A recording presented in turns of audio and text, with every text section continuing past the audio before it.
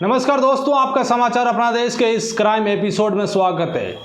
दोस्तों, आज की कहानी एक ऐसे शख्स की है जो बिना जुर्म के ही 3 साल तक जेल के अंदर रहता है और जब उसे पुलिस के द्वारा स्वयं ही जब उसकी पत्नी की हत्या के आरोप में ये शख्स बन रहा और इस मामले में पुलिस ने जो है कहाँ पर बड़ी गलती की और किस वजह से ये जेल के अंदर गया, उसकी पत्नी की हत्या के आरोप में जो है इस शख्स को जेल में डाला था। तो ये पूरी कहानी आप सुने, इससे जो है पूरी कहानी सुनने के बाद में ही आपको पूरी कहानी के बारे में समझ आएगा। कर्नाटक की एक जगह है जहाँ एक ज़िला है गटुक डिस्ट्रिक्ट। इस गटुक डिस्ट्रिक्ट इलाके में एक शख्स जिसका नाम सुरेश, उम्र करीब 35 साल रहता था, शादीशुदा। इसकी पत्नी का नाम मलिक के और 2 बच्चे, एक लड़का लड़की, आराम से खुशहाल ज़िंदगी जी रहे थे। अब वक्त आया 2020 जून का महीना था और अचानक ही जो है उसकी पत्नी गायब हो गई। अब पत्नी गायब हो गई तो फिर इसके बाद सुरेश ने जो है आसपास अपने रिश्तेदार, पड़ोस वगैरह सब जगह उसने तलाश किया। धीरे धीरे वक्त बीता रहा, सुरेश ने सारी जगह तलाशी अपने स्तर पर ही शुरू की कि चलो पत्नी मिल जाए, क्योंकि वो पत्नी से बेवफा प्यार करता था। इन दोनों की शादी को करीब 18 वर्ष बीत चुके थे, 2 बच्चे थे, तो एक खुशहाल परिवार चल रहा था। लेकिन अचानक मल्लिका गायब हुई। वैसे ही सुरेश को चिंता सताने लगी कि कहीं बीवी कहाँ चली गई है। अचानक ही जून का महीना बीता, फिर नवंबर के अंदर जाकर पुलिस स्टेशन में वो जो एक कुशल नगर ग्रामीण इलाका पुलिस है वहाँ पहुँचता है और उसने अपनी पत्नी की गुमशुदगी की रिपोर्ट दर्ज करा देता है। अब जून के महीने में जो है नवंबर नहीं, जून के महीने में जो है इसने अपनी पत्नी की रिपोर्ट दर्ज करवाई।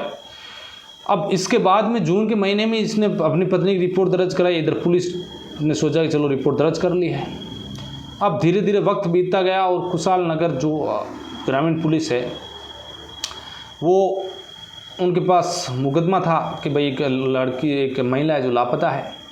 इसके बाद नवंबर का महीना आया, जहाँ पर सुरेश रहता था उसी इलाके के पास एक सड़क किनारे एक कंकाल दिखाई दिया किसी शख्स को। उसने फिर पुलिस को सूचना दी।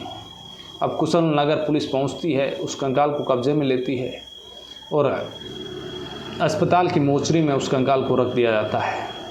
अब पुलिस देख रही है कि भाई कौन कौन गुमशुदगी के अंदर जो है रिपोर्ट है इस थाने में। अब पता चलता है कि जून 2020 से एक महिला जिसका नाम मलिक गायब है। अब मलिक गायब है तो अब उसके पति के पास पुलिस पहुंची और उसे उठाया घर से कि चलो भाई।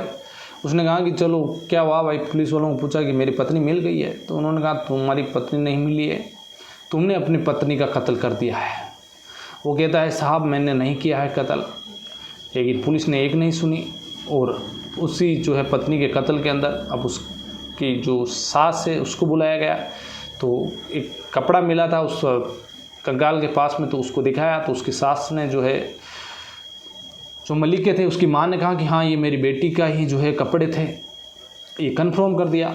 तो उसके बाद सुरेश को जो है पुलिस ने कोर्ट में पेश किया और कोर्ट ने उसे जेल भेज दिया गया।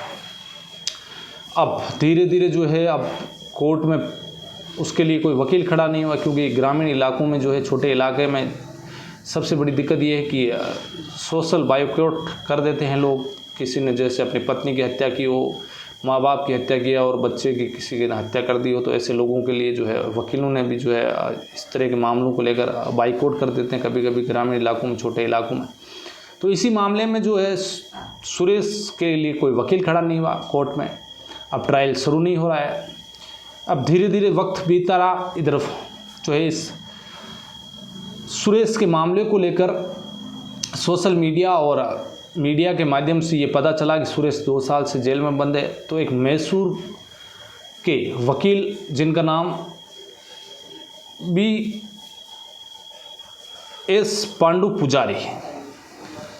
पांडु पुजारी जो गरीबों के लिए जो है अपने खुद ही वो अपने पैसे से केस लड़ते हैं वो उनके लिए जो है बहस करते हैं।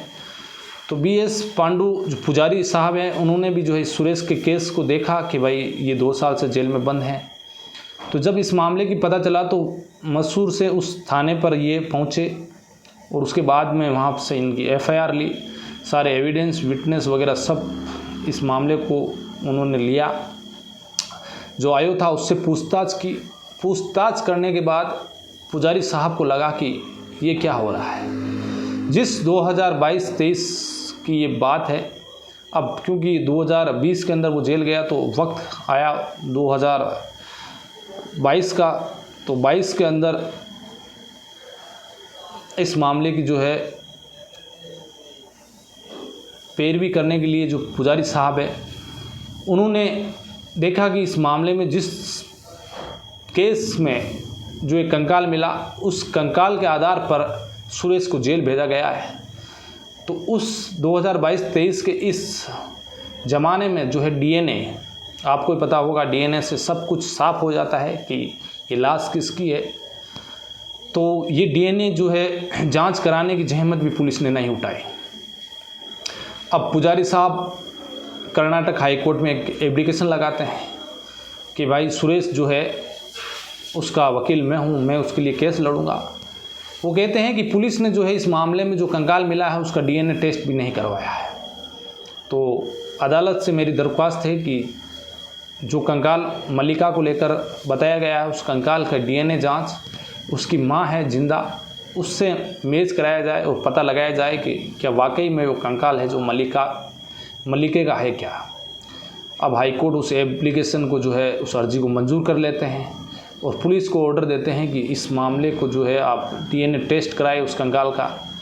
अब पुलिस ने जो है उसकी DNA जांच के लिए उस हड्डियों की और उसकी माँ का DNA टेस्ट के लिए जो है सैंपल लिए।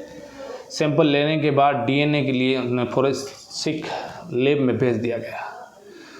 27 सितंबर 2023 को जब उस DNA की रिपोर्ट पुलिस को प्राप्त हुई, जब कोर्ट को प्राप्त हुई, तो एक चौंकाने वाला सच सामने आया। कोर्ट में ये बताया गया कि ये जो हड्डियाँ थी ये मल्लिके की नहीं है, ये DNA जो है उसका मैच नहीं हुआ उस माँ से, इसलिए ये जो कंकाल मिला है वो मल्लिके का नहीं है। अब ये बात कोर्ट को बताई गई। अब कोर्ट में जब उन्हें पता चला पुजारी साहब को, तो उसके बाद में बेल एप्लीकेशन लगाई और इस आधार पर कोर्ट से ये कहा गया कि जो कंकाल मिला है वो मल्लिके का नहीं है और इस आधार पर जो है सुरेश को ज़मानत दी जाए।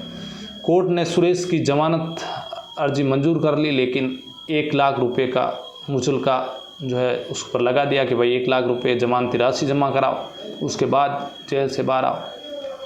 इधर सुरेश के माँ बाप गरीब, सुरेश भी गरीब था। अब 1 लाख रुपए लाए कहाँ से, क्योंकि सुरेश तो लगातार जेल में था, कमाने वाला कोई था नहीं, माँ बाप के पास पैसे नहीं थे।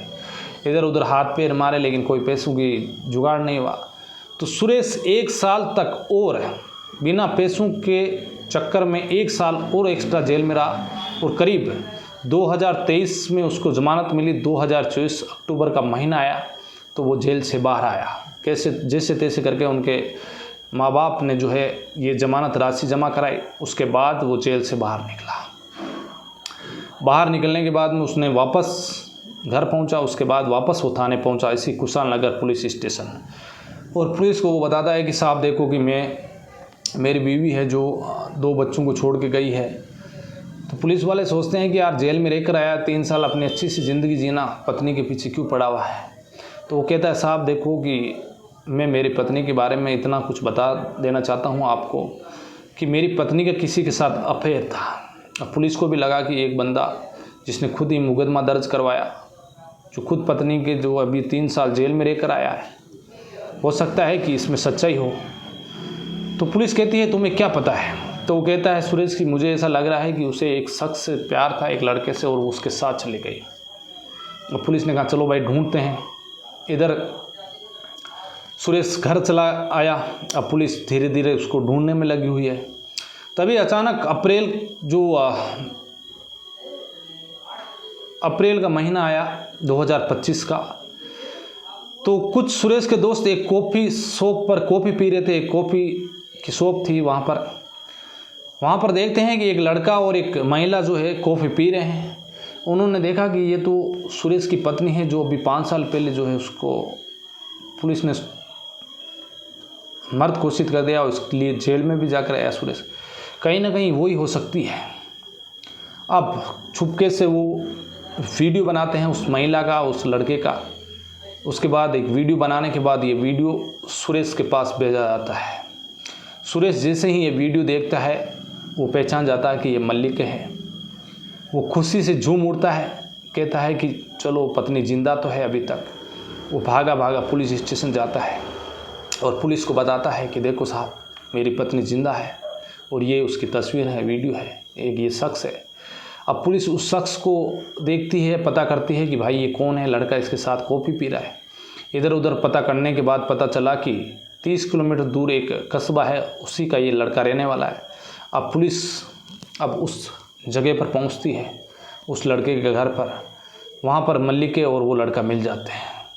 दोनों को पकड़कर पुलिस थाने लाती है और फिर उनसे पूछताछ करती है। तो वो बताते हैं कि मल्लिका कहती है कि मुझे इस बात का पता नहीं कि मेरा पति जो है 3 साल मेरी वजह से जेल में रह कर आया। वाकई मुझे पता नहीं था। मुझे इस लड़के से प्यार हो गया और मैं जो है बिना बताए ही मेरे पति को इसके साथ चले आए।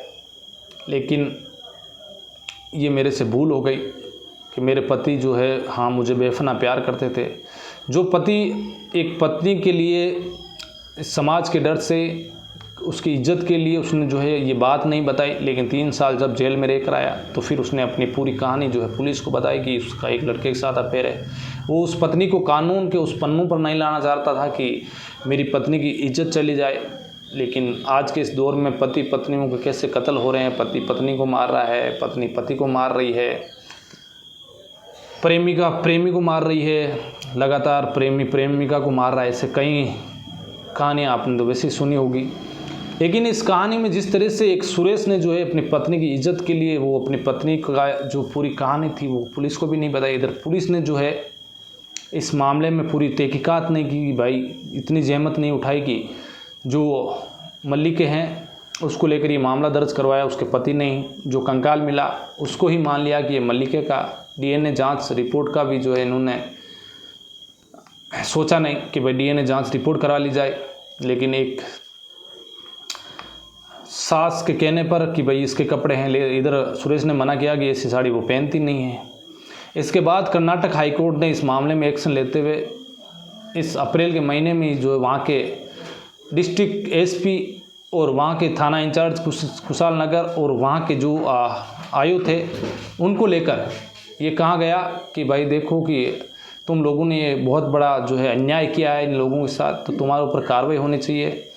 और जिस तरह से आपने जो दूसरा कंकाल था उसके बारे में भी है जो जानकारी नहीं जुड़ेगी ये कंकाल किसका है, तो क्यों ना जो है आप पर कार्रवाई की जाए। तो आप देखते हैं।